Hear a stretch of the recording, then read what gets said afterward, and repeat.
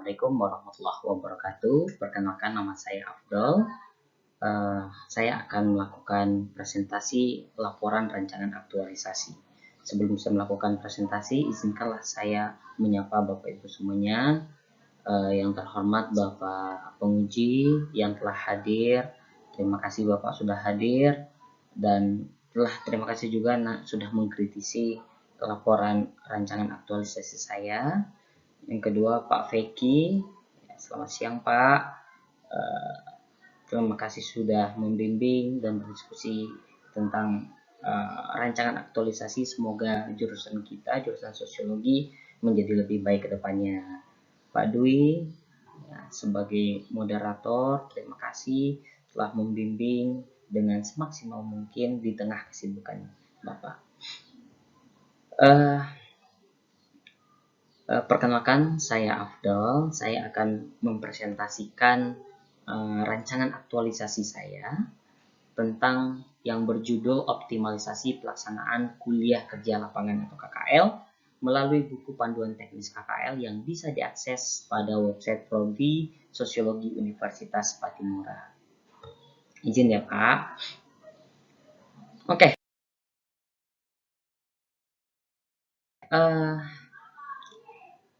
Rancangan ini saya berangkat dari pemikiran tentang bagaimana upaya pemerintah ini menciptakan ASN yang profesional.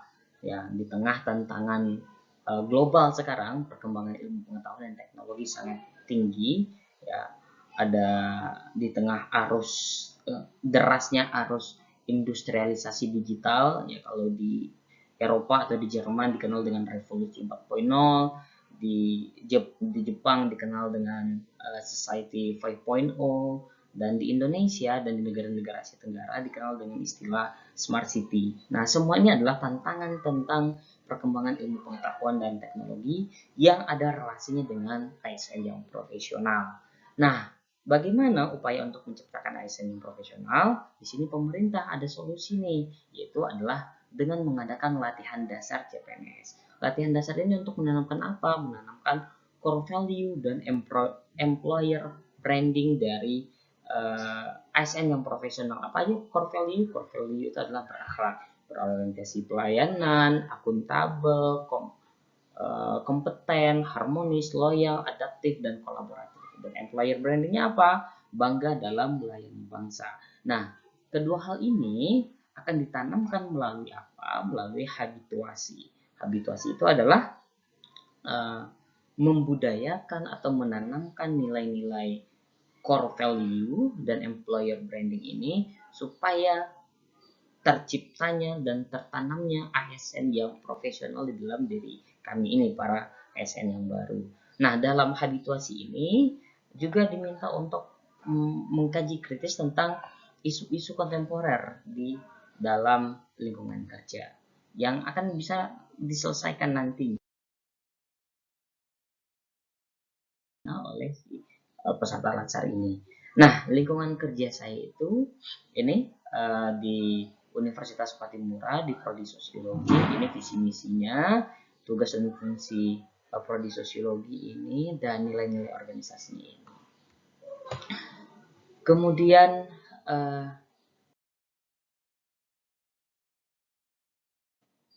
tugas dan fungsi jabatan dosen. Tugas dan fungsi jabatan dosen ini berada dalam, ya, landasan dasarnya adalah Undang-Undang Sisdiknas tahun 2020 dan lain-lain. Ya, ada banyak dasar-dasarnya. Yang intinya ada 4 tugas dan fungsi jabatan dosen. Ya, tugas pokok yang dikenal dengan Tridharma, pendidikan, pengabdian masyarakat, dan penelitian, serta tugas tambahan. Tugas tambahan ini bisa menjadi anggota kepanitiaan di dalam maupun di luar lingkungan kampus, atau anggota organisasi dosen, jabatan-jabatan yang bisa diampu. Ini tugas dan fungsi jabatan.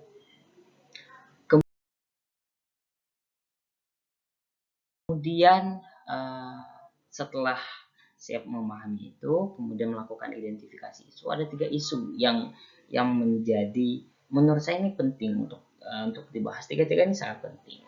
Nah, pertama tentang optimalisasi ruang baca, yang kedua tentang pemahaman dosen dan mahasiswa tentang penggunaan reference manager. Ini reference manager ini sangat penting dalam penulisan jurnal-jurnal, terutama dalam kalau dalam tugas dosen tadi itu adalah bagian penelitian. Nih, beberapa jurnal ilmiah dia mewajibkan kalau kita untuk membuat citasi dan daftar pustaka itu harus menggunakan reference manager. Nah, di sini masih belum optimal. Kemudian yang terakhir adalah belum optimalnya pelaksanaan KKL. Nah, ketiga hal ini karena saya rasa sangat penting, kemudian saya mencoba untuk menganalisisnya dengan analisis USG, dan setelah dihitung-hitung dapatlah prioritasnya adalah yang ketiga, pelaksanaan KKL pada prodi sosiologi.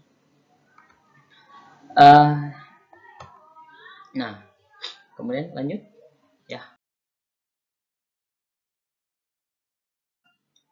Belum optimalnya pelaksanaan KKL pada prodi sosiologi ini, data dan faktanya ya. Di sini pertama, setelah saya melakukan wawancara diskusi dengan ketua jurusan sosiologi, kaprodi sosiologi ya. Di sini ada beberapa fakta yang bisa saya ungkapkan. Pertama, KKL itu untuk prodi sosiologi ini baru 1 kali dilaksanakan. Ya.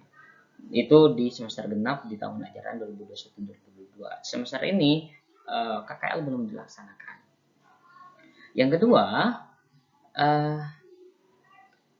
dalam proses pelaksanaan yang awal yang kemarin itu belum ada SOP atau buku panduan yang rinci ya, sehingga proses pelaksanaan KKL itu prinsipnya ya trial and error, dijalanin dulu, apa kita coba-coba dulu, apa yang menjadi masalah-masalahnya itu nanti akan kita perbaiki di evaluasi berikutnya. Nah, kenapa KKL ini harus dilaksanakan? Karena itu berdasarkan aturan, ada dasar aturannya. Pertama, Permendikbud nomor 3 tahun 2020 tentang standar nasional dikti. Di sini adanya kewajiban kampus dalam melaksanakan MBKM, Merdeka Belajar Kampus Merdeka. Nah, di dalam MBKM ini, KKL ini juga merupakan hak dari mahasiswa.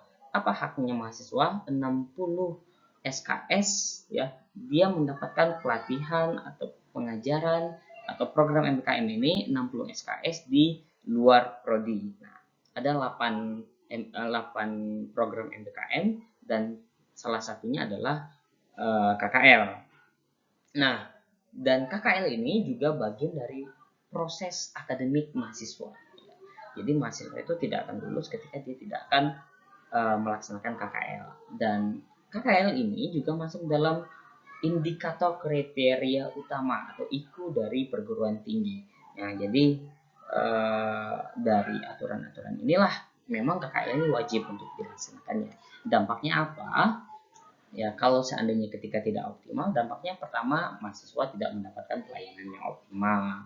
Kemudian pengalaman belajar di luar kampus bagi mahasiswa tidak optimal. Ya, mahasiswa dan dosen biasanya bingung untuk apa sih yang menjadi tupoksi dari mahasiswa di lapangan, dosen di lapangan, bahkan institusi yang bekerja sama ketika mahasiswa melaksanakan KKL di lapangan itu juga kebingungan apa yang menjadi tupoksi mereka. Ya udah, kemudian dilaksanakan aja lah sesuai dengan kebutuhannya. Dari wawancara bersama mahasiswa ketika dia KKL di lapangan, mentornya institusi tertentu pasti tanya apa yang telah kamu perbuat. Ya, ikut rapat aja, rapat bersama mentor, karena memang mentor emang kerjanya rapat di institusi itu. Setelah tidak ada rapat, apa yang kamu perbuat? Ya, ikut mentor. Kalau mentornya di lapangan itu ngopi, ngerokok, ya udah bareng ngumpul gitu, duduk-duduk ya biasa aja gitu, seperti apa yang mereka lakukan di lapangan. Menurut saya ini tidak optimal kondisinya. Kemudian dampak bagi prodi apa? Nah, itu dapat menjadi pemicu munculnya citra buruk, rendahnya penilaian IKU yang berdampak pada akreditasi prodi. Nah, sebab-sebab ini kemudian permasalahan-permasalahan ini kemudian saya analisis dengan mencoba pakai fishbone diagram. Salah satunya adalah ada di akar-akarnya ada di SDM, metode, material, dan lingkungan. Nah, dari keempat akar ini, masalah yang sering muncul itu, ya ini yang saya kotakin adalah belum ada buku panduan teknis pelaksanaan KKL. Ini nih masalahnya. Buku panduan teknis, ketika ada buku panduan teknis, maka proses KKL itu akan menjadi lebih maksimal. Nah, jadi gagasan kreatif itu adalah mengoptimalisasi pelaksanaan KKL melalui buku panduan teknis. Nah, tapi buku panduan teknis ini bisa diakses, accessible pada website Prodi Sosiologi Patimura.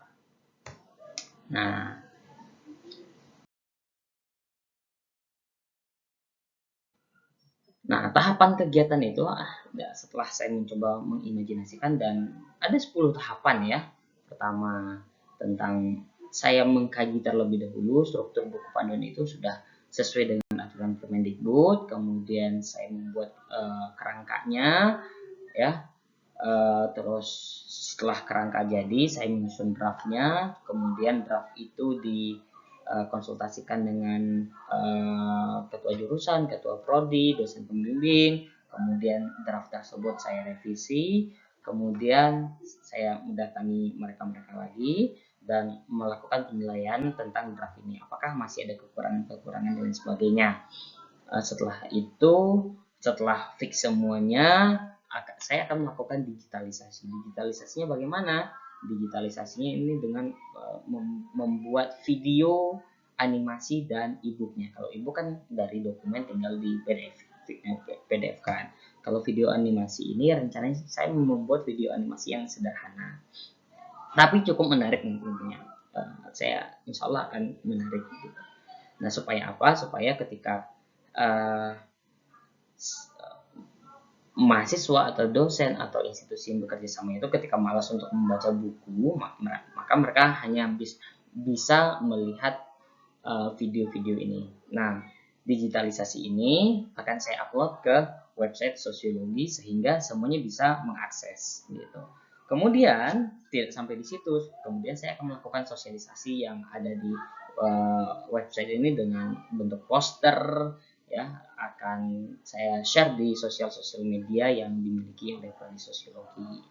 Kemudian melakukan evaluasi dan perbaikan, apakah ada masukan-masukan dan lain-lain dari ketua jurusan, ketua prodi, dosen pembimbing lapangan, ataupun dari mahasiswanya.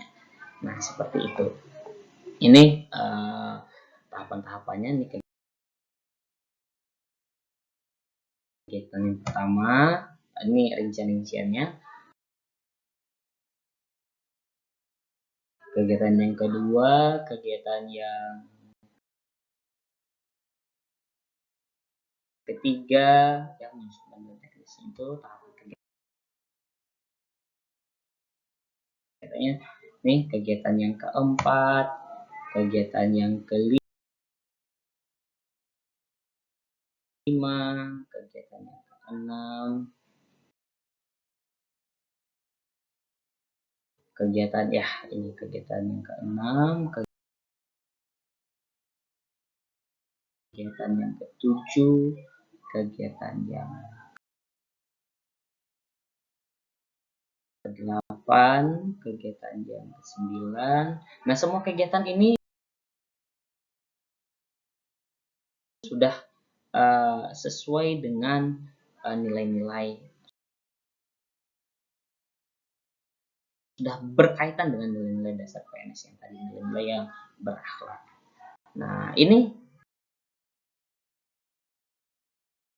terakhir materi rencana jadwalnya. Memang di sini memang yang cukup panjang menggunakan waktu itu adalah menyusun draft buku panduan teknis gitu ya. Tuh insya Allah akan selesai di tanggal 22 November. Oke, sekian, terima kasih Bapak-bapak semuanya sudah hadir dan sudah mendengarkan presentasi ini. Saya mohon kritikan, mohon masukannya supaya ini akan menjadi lebih baik lagi. Saya sudahi dengan Assalamualaikum warahmatullahi wabarakatuh. Kembali kepada moderator. Terima kasih.